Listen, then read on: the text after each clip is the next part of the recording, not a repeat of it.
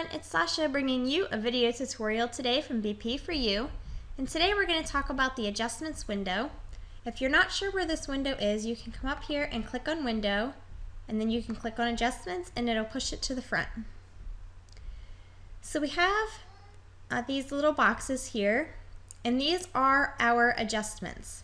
And so if you click on the first one, you can see up here where it says add an adjustment, it'll change to the words brightness and contrast, and that is because that is the adjustment that we will be adding. So if we click on that, you can see it adds a new layer down here over top of our background layer. That's so that we don't have to work on the background layer itself. If we don't like the adjustment we make, we can turn it off, we can turn it back on, we can delete it, or we can merge it with our background layer. So the first thing we need to do is make an adjustment. And you can see that our adjustment window has now changed to the brightness and contrast tools.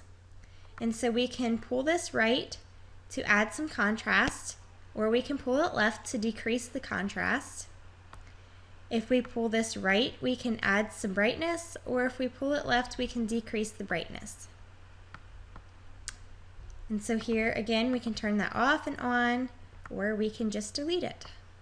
And we'll talk more about this window in another tutorial. The next one is called levels. You can see that it's changed up here. We're going to go ahead and we're going to add that. This is the black clippings, this is the midtones, and this is the highlights, or the whites, excuse me. This is the shadows and this is the highlights. So we have blacks, midtones, whites, shadows, and highlights. And so we can add midtones by pulling this to the right, or we can subtract our midtones. We can add black, we can add white, we can decrease the shadows, or we can decrease the highlights. We have some presets up here. For example, this one's called Increase Contrast 1, and if I just left click on that, it will automatically change this histogram here to increase the contrast. You can play with those. You can brighten midtones, darken midtones, make the picture lighter, lighten the shadows. You can increase the contrast here with these 3 different options. That's up to you. The next thing that we have in this tool is we have this box here. It currently says RGB. That means that we're working on the whole photo. We can also work on selective colors. This would be red and cyan, green and magenta, blue and yellow. And so we can actually change the colors here by playing with these sliders. You can see that we can take some of the red out of the picture. We can add more red to the picture. And so if you can play around with this however you want to, and you can get all kinds of really unique looks. The next tool that we have is curves. Again, curves has these presets here. You can do a color negative, a cross process, you can increase your contrast, you can give it a bright, strong contrast. That's up to you. And we also have this box here where we can play with the whole photo, or we can play with just certain colors. Again, this would be red and cyan, green and magenta, blue and yellow. We also have this little finger here.